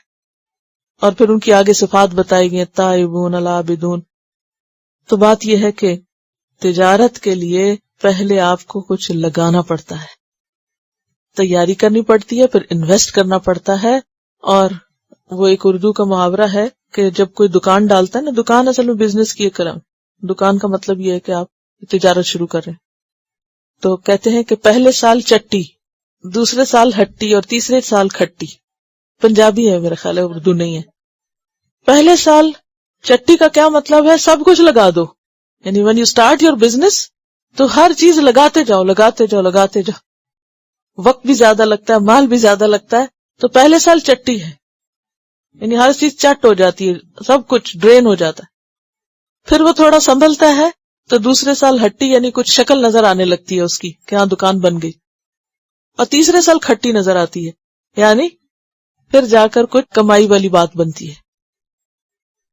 تو بات یہ ہے کہ دین کے لیے، دین کے کام کے لیے بھی انسان کو اسی طرح آغاز میں ذہنی تیاری، جسمانی تیاری، علمی تیاری، مال کے ساتھ، وقت کے ساتھ اپنا آپ کھپا دینا پڑتا ہے. اور پھر اس کے بعد آہستہ آہستہ انسان، جیسے وہ صحابہ کرام کی مثال دی گئی نا انجیل میں، کہ وہ ایک بیج پھوٹتا ہے اور پھر وہ کمپل نکلتی ہے، پھر وہ درخت آہستہ آہستہ بڑھتا ہے. تو جو مثال سے بات سمجھائی گئی، تو اسی طرح ابتدا میں انسان جب ایک کام شروع کرتا ہے تو وہ ایک چھوٹی سی کمپل پھوٹتی ہے اور پھر کرتے کرتے کرتے وہ ایک مضبوط درخت بن جاتا ہے. تو اسی طرح جب انسان اس کام کا ارادہ کرتا ہے تو ابتدا میں اس کو بس قربانیاں کرنی، سب کچھ لگانا ہی پڑتا ہے، وقت بھی، جان بھی، مال بھی. اور پھر ایک وقت آتا ہے کہ انسان اس میں سے پروفٹ لینے لگتا ہے. اب اگر کوئی شخص کچھ عرصہ تو ایک کام کرے اور پھر اس کو بیچ میں چھوڑ دے تو پھر کیا ہوگا؟ بزنس کا کیا بنے گا؟ یا اس میں سنجیدہ نہ ہو تو نقصان کیا ہوگا؟ وہ پروفٹ حاصل نہیں کر سکے گا. تو یہاں پر اللہ تعالیٰ پروفٹ کے بارے میں کیا بتاتے ہیں کہ گارنٹی ہے کس چیز کی؟ تنجیکم من عذاب علیم. اور تنجی کا لفظ جو ہے یہ انجا سے ہے، اور انجا کا لفظ جو ہے نون جیم واو سے ہے. نون جیم واو اس کا مادہ ہے. تنجیکم من عذاب علیم، یہ تم کو دردناک عذاب سے بچا لے گی. کیا ہے وہ تجارت؟ کیا ہے وہ بزنس؟ اب تھوڑی دیر کے لیے آپ سوچیے کہ اگر ہمیں کوئی کہے کہ اچھا ہو میں تمہیں کچھ پیسے ہیں، بزنس کرنا چاہتے ہیں، تو ایسا بزنس ہے کہ جس سے تم ہر طرح کی مصیبتوں سے نکل آؤ گے، ہر طرح کے دکھ تکلیفیں تمہاری دور ہو جائیں گی. کون ہے جو آگے نہیں بڑھنا چاہے گا؟ کون ہے جو کہے اچھا نہیں میں نہیں کر سکتا یہ بزنس؟ کریں گے، سارے مسئلے حل ہو جائیں گے. تنجی کو من عذاب علیم اصل میں کیا ہے؟ سارے مسئلے حل، پار ہو جاؤ گے. لگا دو اس میں پہلی شرط تؤمنون باللہ، اللہ پر ایمان اور اعتماد، توکل. اور اللہ پر ایمان عقیدے میں آپ نے پڑھ لیا ہے، اس کی تفصیلات کیا ہیں. تؤمنون باللہ جیسے حق ہے اللہ کو ماننے کا ویسے مانو، ورسولہ اور اس کے رسول کو، کیونکہ ان دو پر ایمان اور اعتماد ہوگا اور ان کی دی ہوئی انسٹرکشنز کے مطابق سارا بزنس کریں گے تو تبھی کام چلے گا. اور پھر وَتُجَاهِدُونَ فِي سَبِيلِ اللَّهِ، تم جہاد کرو گے اللہ کے راستے میں. پیچھے قتال کا لفظ آیا اور یہاں اسی صورت میں جہاد کا لفظ آیا، تو اس سے پتہ چلتا ہے کہ یہ دونوں الگ الگ ٹرمز ہیں. قتال جنگ ہے اور جہاد جو ہے اس میں جنگ شامل ہو جاتی ہے، لیکن اٹس ناٹ آل اباؤٹ جنگ، کیونکہ حالات کے مطابق اس کے مختلف فیزز ہوں گے. مثلا آپ دیکھیں کہ اگر آپ مکہ جیسی ریاست میں ہیں تو پھر جہاد مختلف طرح کا ہوگا، اگر آپ مدینہ جیسی جگہ پر ہیں تو پھر مختلف ہوگا. تو حالات کے مطابق، انوائرنمنٹ کے مطابق، اپنی صلاحیتوں اور ضروریات کے مطابق، کیونکہ یہ ایک بزنس ہے نا، تو بزنس کے لیے سب سے پہلے کیا دیکھا جاتا ہے کہ وہ کہاں کرنے لگے ہیں آپ یا نہیں. مثلا آپ دیکھیں پاکستان میں مختلف طرح کے بزنس ہوتے ہیں نا، وہ ریڑیاں بھی لگاتے ہیں لوگ، اور وہ پھیری والے بھی گزرتے ہیں، اور پانڈے کلی کرالو والے بھی گزرتے ہیں. اب اگر یہاں کو گلی میں پانڈے کلی کرالو والا گزرے تو اس کا بزنس کیسے چلے گا؟ یہاں اس نے اپنے کام کے لیے غلط جگہ کا انتخاب کیا ہے. اس کو جانا ہوگا وہیں جہاں ایسے پانڈے ہیں، جہاں ایسے برتن ہی نہیں وہاں ایسے بزنس چاہے سارا دن گلیوں میں شور مچاتا رہے، اس کو ایک بزنس نہیں ملے گا کیونکہ اس نے غلط جگہ کا انتخاب کیا. تو بات یہ ہے کہ دیکھنا یہ ہے کہ آپ کوئی بھی اللہ کے راستے میں کوشش، دین کی خدمت، اٹموسٹ ایفرٹ کس مقام پہ، کس جگہ پہ، کس گلی، کس بازار، کس ماحول میں کرنے لگے. یہ نہیں کہ آنکھیں بند کر کے اور جذباتی باتیں شروع کر دے انسان، اور نہ آؤ دیکھو نہ تاؤ، نہ کوئی حکمت اور نہ سمجھ، اور بس ہر جگہ ہر چیز چلانا شروع کر دے. ہر جگہ ہر چیز نہیں چلتی. لہٰذا بزنس کے لیے سب سے پہلے آپ سروے کرتے ہیں کہاں ضرورت ہے، کس چیز کی ضرورت ہے، کتنی ضرورت ہے. اتنی فیسیں لوگ کنسلٹنٹس کو پے کرتے ہیں صرف کس کے لیے؟ کہ وہ صحیح مشورہ دے کہ اس کو کس جگہ پر کرنا کیا چاہیے. تو اسی طرح سب سے پہلے ضرورت اس بات کی ہے کہ آپ اپنے حالات، اپنے ماحول، اپنی صلاحیتیں، اپنی طاقت، اپنی قوت، اپنے آپ کو پہچانیں، اپنے ارد گرد اپنے وسائل دیکھیں کہ آپ کے ریسورسز کیا ہیں. ایک بندہ آپ کے ساتھ ہے، یہ دو ہیں. اور پھر یہ کہ آپ کی اپنی صحت کیا ہے، آپ کا علم کتنا ہے. تو ان ساری پاسبلٹیز کو سامنے رکھ کے پھر اپنے حالات کے مطابق آپ اپنی ایفرٹ شروع کریں اور پھر اس کو آہستہ آہستہ بڑھاتے جائیں. کوئی بھی بزنس جو ایک دم آپ بہت بڑا سرمایہ لگا کے کئی آؤٹ لیٹ کھول دیں اس کے، تو کیا ہوگا؟ ایک بھی نہیں سنبھال سکیں گے. یہ جو چینز بنتی ہیں نا مختلف بزنسز کی، وہ ایک دم نہیں بن گئی. وہ ایک جگہ شروع ہوتی ہے ٹرائل اینڈ ایرر کی بنیاد پر، اس کی اصلاح ہوتے ہوتے جب وہ اسٹیبلش ہو جاتا ہے تو پھر اس کا ریپلیکا کہیں اور بھی آسانی سے ہو جاتا ہے. لیکن ابتدا میں انسان کو آغاز جو ہے وہ حالات کو دیکھ بھال جانچ کے شروع کرنا چاہیے، اور پھر پرامن طریقے سے جد و جہد، کوشش، انتھک محنت، وقت، مال، ان سب کو اللہ کے راستے میں لگانا چاہیے انسانوں کی خیر اور بھلائی کے لیے۔ اب دیکھیں یہ لفظ کس قدر بدنام کر دیا گیا، حالانکہ مسلمانوں کے ہاں اللہ نے جو حکم دیا ان کو جہاد کرنے کا، یہ سراسر انسانوں کی بھلائی کے لیے تھا۔ جہاد دوسرے لفظوں میں خدمت خلق ہے، انسانوں کو مصیبت سے بچانے کی کوششیں ہیں، انسانوں کی خیر اور بھلائی کا پروگرام ہے، لیکن وہ لفظ جو ہے وہ اتنا اس کو بدنام کر دیا گیا ہے کہ وہ کچھ سے کچھ بن گیا۔ تو بات یہ ہے کہ اللہ کے راستے میں بھاگ دوڑ، محنت کس چیز کی؟ اللہ کی بات کو، اللہ کے دین کو لوگوں تک پہنچانے کی، خواہ آپ زبان سے، خواہ آپ قلم سے، خواہ آپ مال سے، خواہ آپ جان سے، کسی بھی چیز سے کریں۔ اور اس میں آپ دیکھیں کہ جیسے قرآن مجید میں آتا ہے وَالَّذِينَ جَاهَدُوا فِينَا لَنَهْدِيَنَّهُمْ سُبُلَنَا، کبھی انسان کا جہاد ہوتا ہے خود اپنے لیے صحیح راستہ تلاش کرنے کے لیے کہ میں کہاں سے اللہ کا دین جانوں، کہاں پہنچوں، کیا کروں، کیسے سیکھوں۔ تو اس راستے میں جتنی بھی ایفرٹ ہوتی ہے، جو بھی محنت ہوتی ہے، مثلا آپ اس وقت جو کچھ سیکھ رہے ہیں، کر رہے ہیں، وہ بھی اسی کی کڑی ہے۔ پھر اسی طرح کبھی کیا ہوتا ہے کہ انسان مال خرچ کرتا ہے، قرآن پاک میں آتا ہے جاہدوا باموالہم، انہوں نے اپنے مالوں کے ساتھ جہاد کی۔ کبھی ایسا ہوتا ہے کہ افراد نہیں چاہیے ہوتے، سرمایہ چاہیے ہوتا ہے، کیونکہ جہاں وہ سرمایہ لگنا ہے وہاں افرادی قوت یعنی ہیومن ریسورس سے زیادہ اس وقت مال کی ضرورت ہے۔ کبھی ایسا ہوتا ہے کہ مال نہیں، خود انسان چاہیے ہوتے ہیں، کبھی دونوں چیزیں چاہیے ہوتی ہیں، کبھی ایک ٹول ہوتا ہے، کبھی دوسرا ہوتا ہے۔ اب جیسے قرآن مجید کے لیے آتا ہے قرآن پاک میں سورۃ الفرقان میں وَجَاهِدْهُمْ بِهِ جِهَادًا كَبِيرًا، اور وہاں اشارہ ہے کس کے ساتھ؟ قرآن مجید کی طرف۔ لیکن ہر جگہ صرف قرآن مجید نہیں ہوگا، کبھی قرآن مجید ہوگا اور کبھی کوئی اور وسائل ہوں گے۔ تو یہ دیکھا جائے گا کہ کہاں اللہ کے دین کو کس چیز کی ضرورت ہے، اور پھر اس میں ترتیب بھی ہوگی، پہلے کرنے کا کام کیا، دوسرا کیا، تیسرا کیا، اور اس کے دلائل بھی ہمیں سنت سے ملتے ہیں۔ اگر ہم رہ رہے ہوں مکی دور میں اور کام کرنا شروع کریں مدنی دور کا، تو وہ پھر نقصان ہوتا ہے۔ یعنی وہی جیسے بزنس ایک جگہ شروع کرنے کے بجائے آپ دوسری جگہ کر لیں جہاں اس کی ضرورت نہیں ہے تو مشکل ہوگی، اور جہاں اس چیز کی ضرورت ہے وہاں مثلاً اگر آپ کسی گلی محلے بازار میں بھاٹی لوہاری کے اندر جا کے آپ ایک مال کھولنا چاہیں تو وہاں آپ اس میں ناکام ہوں گے، کیونکہ وہ وہاں کے لوگوں کی ضرورت نہیں ہے۔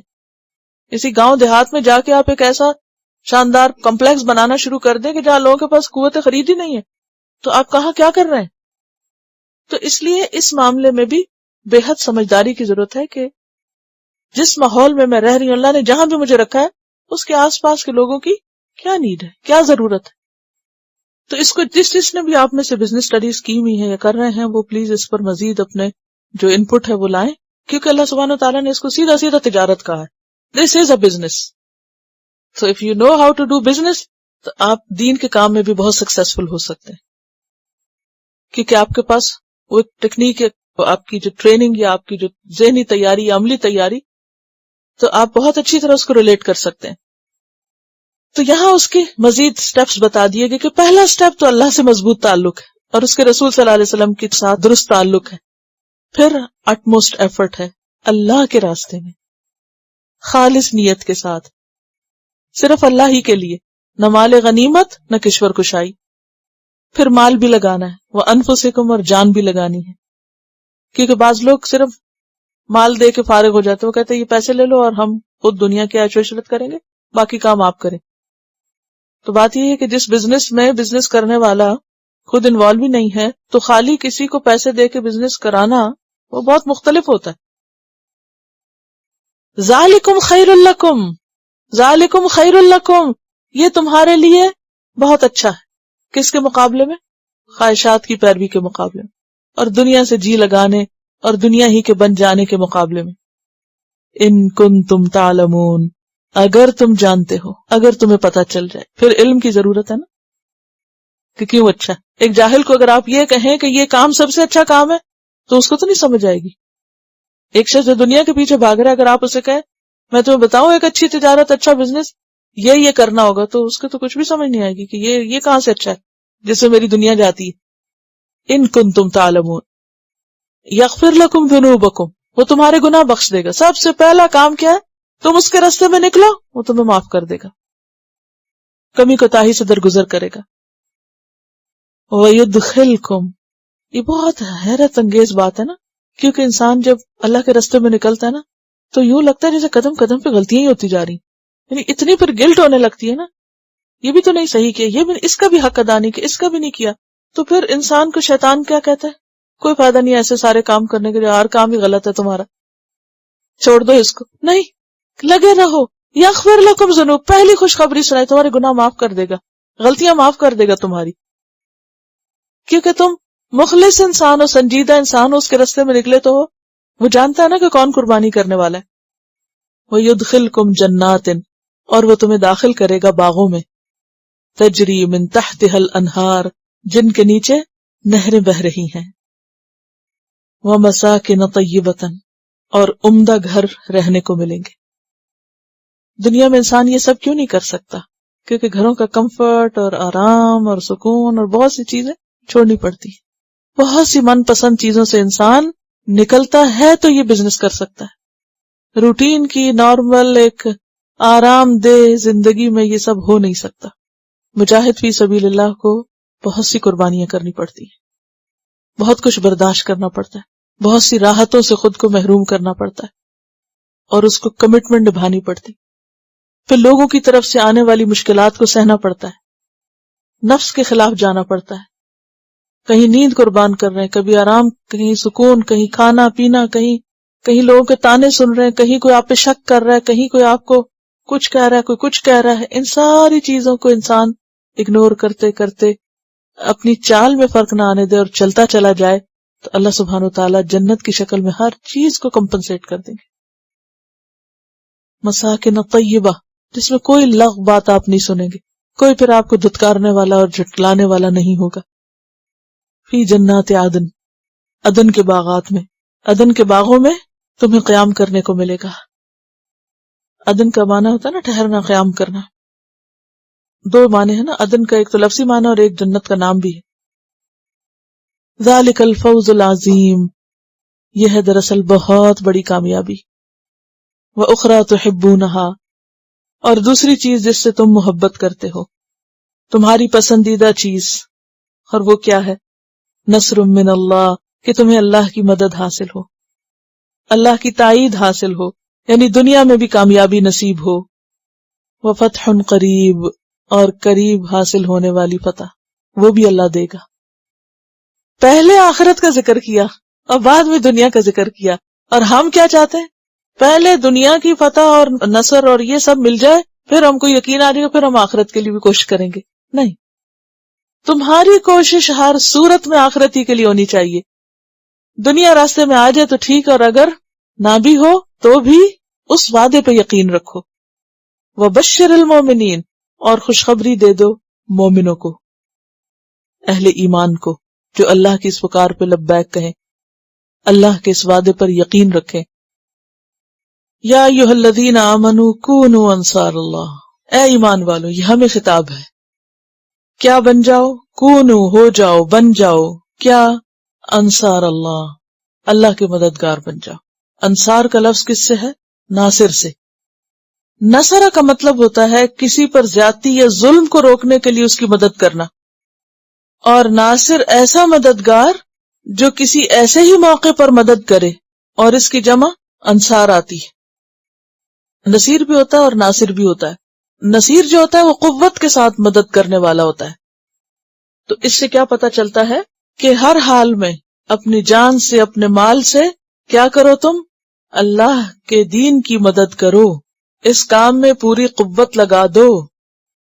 کونو انصار اللہ، تو اگر انصار کا معنی سمجھ آ جائے تو پھر کرنے کا کام بھی سمجھ آ جائے گا. انصار کس سے ہے؟ نصر سے. نصر کہتے ہیں مدد کرنے کو. کیسی مدد؟ جو پوری قوت کے ساتھ کی جائے. اس سے فاعل کیا ہے؟ ناصر اور نصیر. تو ناصر کون ہوگا؟ انصار کون ہوں گے؟ ایک تو انصار مدینہ ہیں، اور اس کے بعد جو بھی اس پکار پر لبیک کہے، کیونکہ یہ اللہ سبحانہ و تعالیٰ پکار رہے ہیں، ان لوگوں کو جنہوں نے ایمان لانے کا دعویٰ کر دیا کہ ہم مومن ہیں، ہم ایمان لائے اللہ اور اس کے رسول پر، کیونکہ ہم نے چاہا نا کہ ہمیں دردناک عذاب سے نجات ملے، تو ہم نے ایمان کا دعویٰ کر دیا۔ اب اگر تم ایمان کا دعویٰ کر چکے ہو تو پھر کیا ضروری ہے تمہارے لیے؟ انصار اللہ بننا، انصار اللہ بننا ضروری ہے۔ اور کس کام کے لیے تم انصار اللہ بنو؟ اللہ کے دین کو پھیلانے کے لیے، اللہ کے دین کو لوگوں تک لے جانے کے لیے تم کیا کرو؟ اللہ کے مددگار بنو۔ کما قال، جیسا کہ کہا تھا، کس نے؟ عیسی ابن مریم، عیسی ابن مریم نے کس سے کہا تھا؟ للحواریین، حواریوں سے کہا تھا۔ حواریین جمع ہے حواری کی، اور حواری کا لفظ جو ہے یہ حور سے نکلا ہے واورے، جس سے حور لفظ بھی ہے۔ سفیدی کو کہتے ہیں حور، اور دھوبی کو حواری کہتے ہیں، کیونکہ وہ کپڑوں کو دھو کر سفید کرتا ہے۔ اسی طرح خالص اور بے آمیز چیز جس میں کوئی ملاوٹ نہ ہو، وہ چیز جس میں کوئی ملاوٹ نہ ہو، پیور خالص، اس کو بھی حواری کہا جاتا ہے۔ اسی طرح جس آٹے میں سے بھوسی نکال دی گئی ہو، بالکل پیور کلین صاف آٹا، اسی سے پھر حواری کا لفظ نکلا خالص بے غرض دوست اور حامی کے لیے۔ اسی سے حواری کا لفظ ہے جس کا معنی ہے خالص، جو دل کا بالکل صاف ہو اور بے غرض ہو، جس کو کوئی لالچ نہ ہو، ایسا دوست۔ عیسی ابن مریم نے حواریوں سے کہا، اور حواری بیسیکلی عیسی ابن مریم کے ساتھیوں کے لیے آیا ہے قرآن میں لفظ، بالکل ایسے ہی جیسے صحابہ کرام کے لیے صحابی کا لفظ آتا ہے، نبی صلی اللہ علیہ وسلم کے ساتھیوں کے لیے صحابی کا لفظ آتا ہے، لیکن قرآن میں نہیں آتا، مگر جس طرح ایک ٹرم ہے، صحابہ کا لفظ بولتے ہی ہم، یہ صحابی کا لفظ بولتے ہی ہمارے ذہن میں کیا آتا ہے؟ نبی صلی اللہ علیہ وسلم کے ساتھی، رسول اللہ کے ساتھی۔ اور حواری کا لفظ ذہن میں آتے ہی کس کی طرف دھیان جاتا ہے؟ عیسی علیہ السلام کے ساتھیوں کی طرف۔ عیسی علیہ السلام کے یہ ساتھی جو تھے، یہ بہت خالص نیت والے، خالص دل والے، پیور اور بے غرض حامی۔ اور ابن سیدہ کہتے ہیں کہ حواری ہر وہ شخص ہوتا ہے جو کسی کی حد سے بڑھ کر پوری مدد کرے۔ تو عیسی ابن مریم نے حواریوں سے کیا کہا؟ من انصاری اللہ، اللہ کے راستے میں کون میرا مددگار بنے گا؟ اوپر آپ دیکھیں انصار اللہ آیا نا، اور یہاں اس کی وضاحت آ گئی کہ انصار اللہ سے کیا مراد ہے؟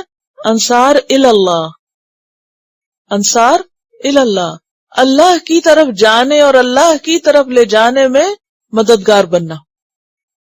قال الحواریون، حواریوں نے کہا، نحن انصار اللہ، ہم ہیں اللہ کے مددگار۔ عیسی علیہ السلام کے ساتھیوں کے لیے بائبل میں لفظ عموماً شاگرد کا آتا ہے، لیکن بعد میں ان کے لیے رسول کی اصطلاح عام ہو گئی۔ لیکن اس کا یہ مطلب نہیں کہ خدا کے رسول تھے، بلکہ عیسی علیہ السلام نے ان کو اپنی طرف سے مبلغ بنا کر دوسرے علاقوں کی طرف بھیجا تھا، یعنی امبیسڈرز جس طرح ہوتے ہیں۔ تو عیسی علیہ السلام، اس کا مطلب یہ کہ عیسی علیہ السلام نے خود بھی اللہ کے دین کی تبلیغ کی اور اپنے ساتھیوں کو بھی اس کام کے لیے تیار کیا، اور آپ کو ایسے ساتھی ملے جو انتہائی بے غرض تھے اور پوری کوشش کرنے والے۔ نتیجہ کیا ہوا؟ فآمن طائفۃ من بنی اسرائیل، بنی اسرائیل کا ایک گروہ ایمان لے آیا، کیونکہ بنی اسرائیل ہی کی طرف بھیجے گئے تھے نا، کون؟ عیسی علیہ السلام۔ تو عیسی علیہ السلام کی اپنی اور حواریوں کی کوششوں کے نتیجے میں کیا ہوا؟ ایک گروہ ایمان لے آیا، وکفرت طائفہ، اور ایک گروہ نے انکار کر دیا، نہ مانا۔ فأیدنا، تو قوت دی ہم نے، کن کو؟ الذین آمنوا، ان لوگوں کو جو ایمان لائے تھے، کس پر؟ عیسی علیہ السلام پر، عیسی علیہ السلام کی پکار پر، علی عدوہم، ان کے دشمنوں کے مقابلے میں، فاصبحوا، تو ہو گئے وہ کیا؟ ظاہرین، ظاہر کی جمع یعنی غالب، پھر وہ غالب ہو گئے۔ کون غالب ہو گئے؟ یہ مثال کس کے لیے دی جا رہی ہے؟ ہمارے لیے نا۔ ایمان والو، تم بھی ویسے ہی کام کرو جیسے عیسی علیہ السلام کے ساتھیوں نے کیا تھا، اور ان کی کوششوں سے فائدہ بھی ہوا، اور پھر وہ اپنے مخالفین پر غالب بھی آئے۔ تو اس میں اشارہ ہے کہ جو ایسا کرے گا پھر وہ دنیا میں بھی نصر من اللہ و فتح قریب پائے گا. تو گویا دنیا میں بھی کامیابی اہل ایمان کے لیے کس چیز کے ساتھ بندھی ہوئی ہے؟ جہاد کے ساتھ، کوشش کے ساتھ. کیونکہ اللہ سبحانہ وتعالیٰ پچھلی آیات میں کیا فرما رہے ہیں؟ بتاؤں تم کو ایسی تجارت جس سے تم دردناک عذاب سے بچ جاؤ. وہ ہے تم اللہ کے راستے میں مال اور جان سے جہاد کرو، نتیجے میں تم کو پہلے آخرت کی بات کہ جنت ملے گی، اور دوسرا یہ کہ دنیا میں بھی فتح ملے گی. یہ بالکل ایسے ہی ہے جیسے عیسیٰ علیہ السلام نے اپنے ساتھیوں سے کہا تھا تو انہوں نے ان کی بات پہ لبیک کہا. انہیں اللہ نے دنیا میں بھی کامیابی دی نا. اس سے زیادہ بڑی مثال کوئی ہو سکتی ہے اللہ کے دین کی خدمت کرنے کے لیے؟ اتنی آبویس مثال. آخر کیا وجہ ہے کہ اس وقت کرسچینٹی دنیا کا تعداد کے اعتبار سے نمبر 1 دین ہے، چاہے اس کی بنیادیں کتنی بھی کمزور ہیں. لیکن ایسے ہی حواریوں کی مسلسل کوششوں سے جو ہر جگہ پہنچے ہیں، کوئی جگہ نہیں چھوڑی انہوں نے، کوئی زبان نہیں چھوڑی، کوئی طریقہ نہیں چھوڑا، کوئی کوشش نہیں چھوڑی کہ جس سے وہ اپنا پیغام نہ پہنچائیں. لہٰذا وہ دوسروں کے مقابلے میں غالب رہے. اور یہاں غلبے سے مراد عیسیٰ علیہ السلام کو نہ ماننے والوں پر غلبہ ہے، یعنی خاص طور پر اس کی طرف اشارہ ہے. آپ کو یہ معلوم ہے نا کہ عیسیٰ علیہ السلام کے ساتھ بہت کم لوگ تھے اس وقت، 12 کی تعداد میں آتا ہے شاید، یعنی 12 کی تعداد میں تھے. بہت تھوڑے تھے اور بظاہر بہت کمزور بھی تھے، یعنی ان کے پاس بہت زیادہ وسائل نہیں تھے، اور ان کے جو مخالفین تھے وہ بہت طاقتور تھے، اور ان کے جو سورسز تھے اور ان کی رسائی حکومت تک تھی. اسی وجہ سے تو عیسیٰ علیہ السلام کو سولی چڑھوانے کے لیے انہوں نے پوری پلاننگ کی اور اپنی کوششیں کی. وَمَكَرُوا وَمَكَرَ اللَّهُ وَاللَّهُ خَيْرُ الْمَاكِرِينَ. لیکن جو اس وقت کا مخالف طبقہ تھا وہ بہت زور آور تھا. لیکن پھر کیا ہوا؟ مسیح علیہ السلام کی جدوجہد اور اس کے بعد ان کے حواریوں کی مسلسل کوشش کے بعد کیا ہوا؟ غالب آ گئے، یعنی فَأَصْبَحُوا ظَاهِرِينَ ہو گئے. اس کے بارے میں مولانا وحید الدین لکھتے ہیں، قصہ یہ ہے کہ وقتی طور پر تو منکرین مسیح کا گروہ غالب آیا. وقتی طور پر کیسے؟ کیونکہ انہوں نے، یہود نے مل جل کر کیا کیا؟ پیغمبر کو سولی چڑھانے کی کوشش کی، اور بظاہر ایسا لگا کہ جیسے عیسیٰ علیہ السلام بنعوذ باللہ ختم، اور ان کا مشن اور پیغام سب کچھ ختم ہو گیا. لیکن اس کے بعد کیا ہوا؟ انہوں نے حضرت مسیح کو سولی پر چڑھانے کی کوشش کی، مگر آپ کو خدا نے عزت کے ساتھ آسمان پہ اٹھا لیا. مگر خدا کا قانون یہ ہے کہ اتمام حجت کے بعد انکار کو وہ معاف نہیں کرتا. چنانچہ جو کام مسیح کے ابتدائی مومنین نہ کر سکے اس کو دوسروں کے ذریعے لیا گیا. 70 عیسوی میں رومی شہنشاہ ٹیٹس نے یروشلم پر حملہ کیا اور مخالفین مسیح یہود میں کچھ کو ہلاک کیا اور کچھ کو ذلیل کر کے ان کے مرکز سے نکال دیا، جس کے بعد وہ تتر بتر ہو گئے، یعنی ان کا مرکز ختم ہو گیا. دوسری طرف مسیح کے ماننے والوں نصارہ کو یہ موقع ملا کہ وہ مسیحیت کے مبلغ بن کر اطراف کے ملکوں میں پھیل گئے. وہ رومی شہنشاہیت میں داخل ہوئے. انہوں نے اپنی تبلیغ سے بہت سے لوگوں کو عیسائی بنایا. توسیع مسیحیت کا یہ عمل جاری رہا یہاں تک کہ رومی شہنشاہ کانسٹنٹائن نے مسیحیت قبول کر لی. یہ الناس علی دین ملوکہم کا زمانہ تھا کہ لوگ اپنے بڑوں کی پیروی کرتے تھے. رومی شہنشاہ کے قبول مسیحیت کے بعد اس کی پوری مملکت میں مشرق سے مغرب تک مسیحیت پھیلنے لگی، یعنی عیسائیت پھیلنے لگی. حضرت مسیح کے رفع کے 300 سال بعد، یعنی جب اوپر اٹھائے گئے اس کے 300 سال بعد یہ حال ہوا کہ رومی شہنشاہیت کے اکثر باشندے مسیحی بن گئے، یہاں تک کہ مسیحیت دنیا کا سب سے بڑا مذہب بن گیا. یہودی مسیحی قوموں کے محکوم ہو گئے اور آج تک یہ سلسلہ جاری. فَأَصْبَحُوا ظَاهِرِينَ. لیکن وہ جو حواری تھے، جب انہوں نے کہا نحنو انصار اللہ، تو پھر انہوں نے اس کا حق ادا کیا. آج ہم بھی بہت دعوے کرتے ہیں، لیکن عملاً ہماری کوششیں کتنی ہیں؟ کل میں دوپہر کو بیٹھی ہوئی تھی تو نیچے کسی نے دروازہ ناک کیا، تو میں نے دیکھا کہ ایک آدمی اور اس کے ساتھ ایک چھوٹا سا بچہ ہے، تو وہ ایک بیگ اٹھائے ہوئے ہیں کندھے پہ اور وہ گھر سے نکل کے واپس جا رہے. شاید ادریس صاحب نے نیچے ان کو کچھ کہہ دیا ہوگا. تو مجھے اتنا افسوس ہوا کہ وہ آتے تو میں ذرا ان کو لے کے بیٹھتی، لیکن بہرحال اللہ کو منظور نہیں تھا. مگر میں اس کو سڑک پہ جاتے ہوئے دیکھ رہی تھی پیچھے سے. میں سوچ رہی تھی کہ کیا یہ ویکنڈ نہیں، کیا یہ آرام کا دن نہیں، کیا یہ کھیل کا دن نہیں، کیا یہ میل ملاقات کا دن نہیں، کیا یہ سیر و تفریح کا دن نہیں. ان کو کیا ہے، یہ کیوں پھر رہے ہیں بچوں کو لے کے سڑکوں پر پیدل، اور سردی کتنی ہے. ایک دروازہ نوک کیا، نہیں کسی نے اندر بلایا، پھر چل پڑے، پھر دوسرا نوک کیا ہوگا، پھر تیسرا، معلوم نہیں کب تک چلتے رہے. پیدل جا رہے ہیں پوری سڑک پر، اور بچہ بھی چھوٹا ساتھ ہے. ہم میں سے کوئی ایسا کیوں نہیں نظر آتا؟ ہم ایسا کیوں نہیں کر سکتے؟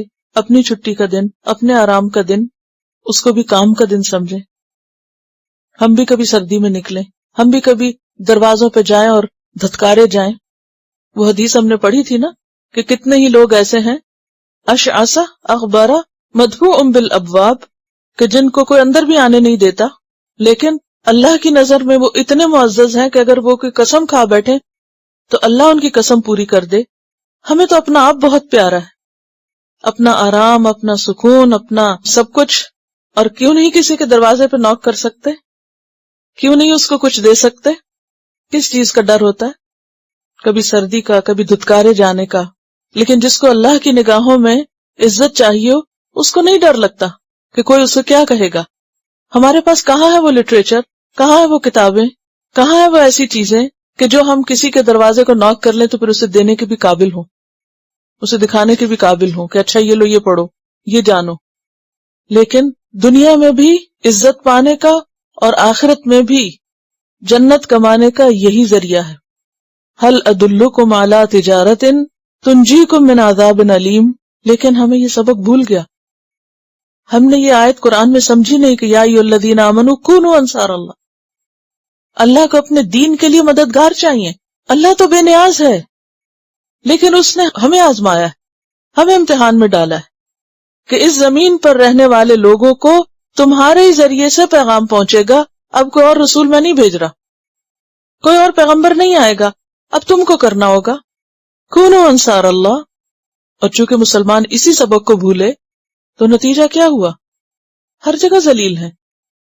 کیونکہ اگر وہ دعویٰ کا کام کرتے، اگر وہ دوسروں تک پہنچتے تو نیا بلڈ اسلام میں شامل ہوتا، اسلام کو نئے مددگار ملتے. اگر آپ اپنے دین کے مددگار بنو گے تو آپ کو اپنے لیے مددگار مل جائیں گے، اور جب آپ کو اپنے لیے مددگار اور حامی ملیں گے تو دین بھی پھیلے گا اور تمہاری بھی جان بخشی ہوگی، دنیا میں بھی بچے گی اور آخرت میں بھی بچے گی. لیکن ہم تو اس پر سوچتے بھی نہیں، اور اس کو اپنے کاموں کی تھنگس ٹو ڈو کی لسٹ میں بھی کہیں نہیں ڈالا ہوا کہ یہ ہماری ذمہ داریوں میں سے ہے. تلاوت سنیے.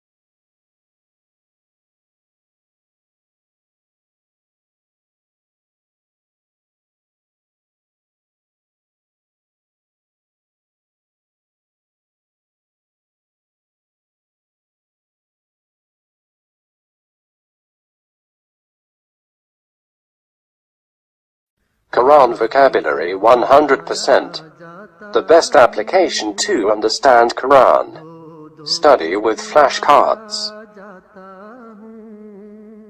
Word list. Learn 25% of Quran vocabulary in 7 days. Multiple MCQs to practice and test vocabulary. Single choice. Multiple choice. True, false. Bookmark difficult words. Study wrongly answer words. Test your skills. 12 essential grammar lessons at Learn Quranic Grammar. You can select number of word to study from bookmarks. Select number of times wrongly answered words for study. Test your skills with multiple choice flashcard true-false matching words and single choice MCQs. Grammar lessons are available in PDF format. Native Quranic and Urdu fonts. Available at Google Play and Apple App Stores.